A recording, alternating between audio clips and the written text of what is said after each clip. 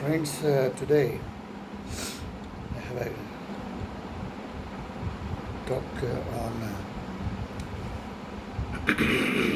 T.S. Eliot's tradition and individual talent.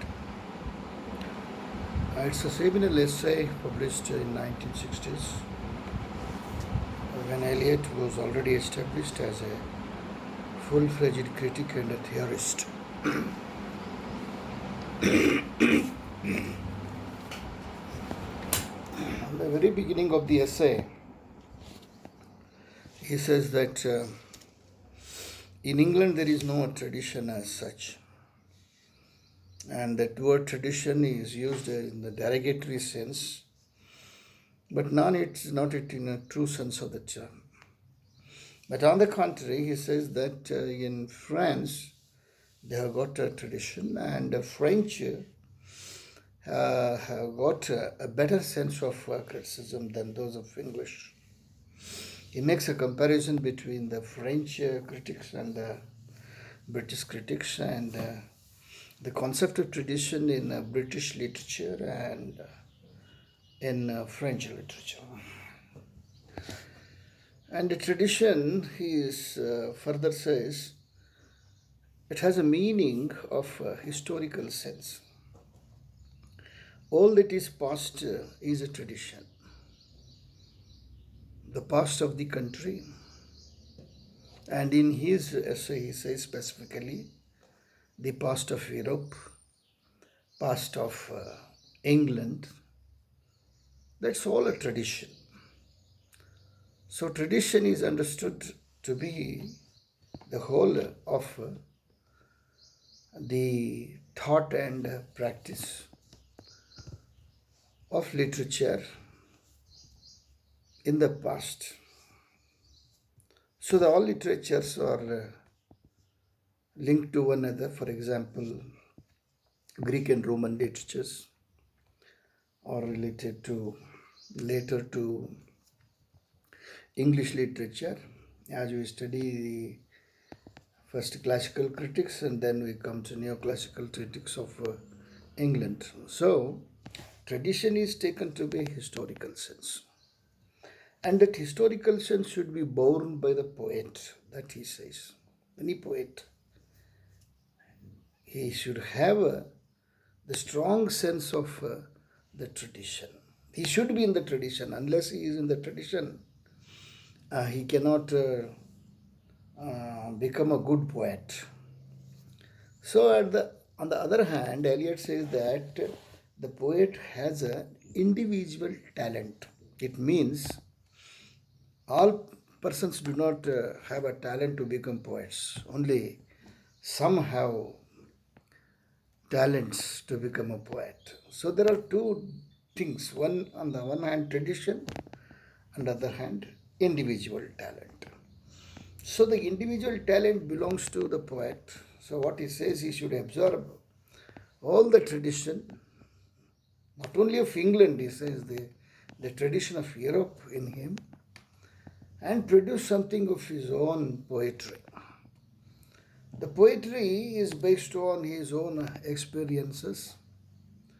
He says that it is an emotional mainly, and as we say in Sanskrit poetics, emotion means rasa, rasa means emotion.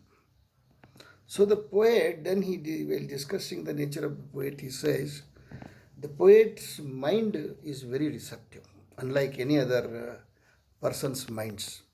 It absorbs the images from the external world, and it has some kind of a conglomeration, a kind of a mixing in the subconscious of the poet. No poet can declare that he can instantly write a poem.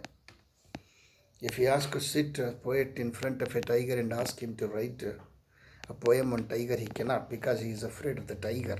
He is afraid that at any moment it may pounce on him and eat.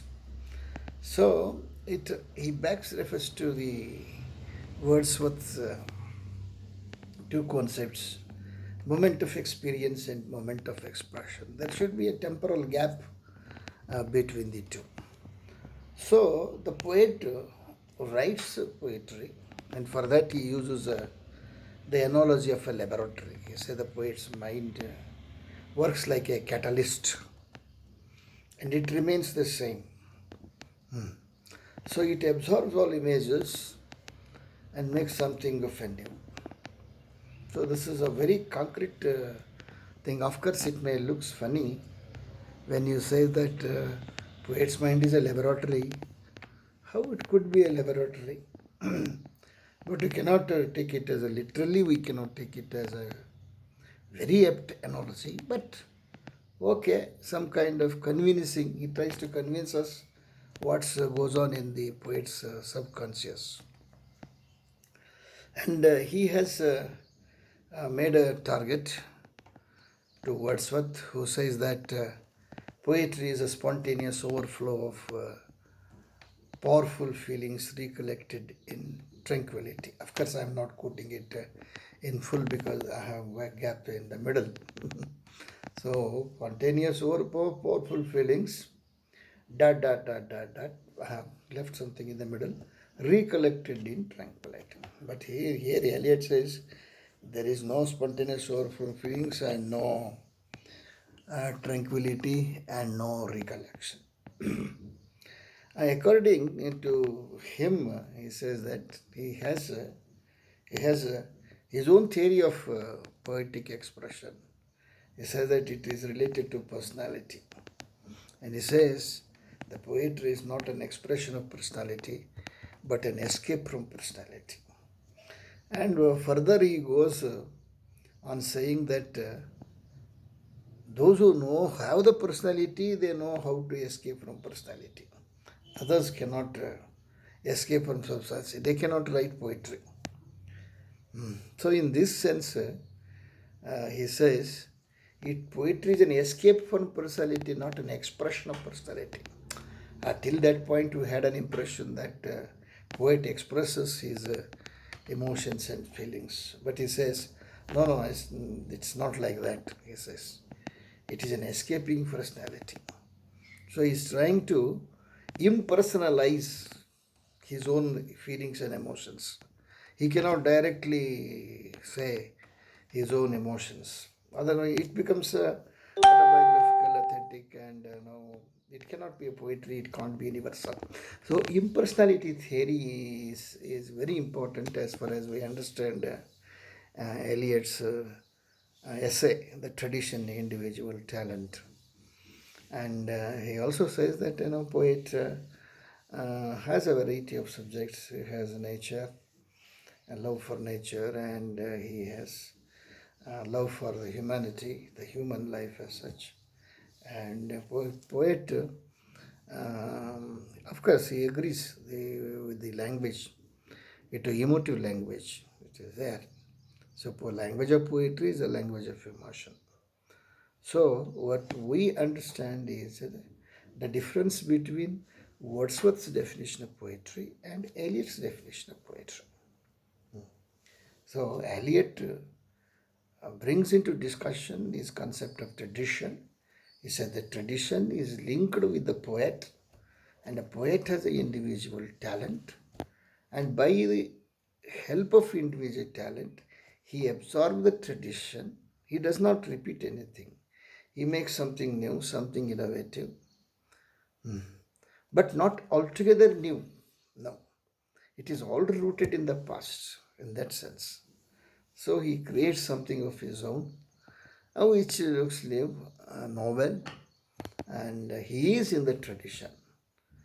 And after saying this in the second part, he comes to criticism of the poet, how to evaluate, and he says that no, you can't just um, uh, evaluate a poet in isolation. He has to be evaluated in relation to other poets of his times and the poets of the dead and all that.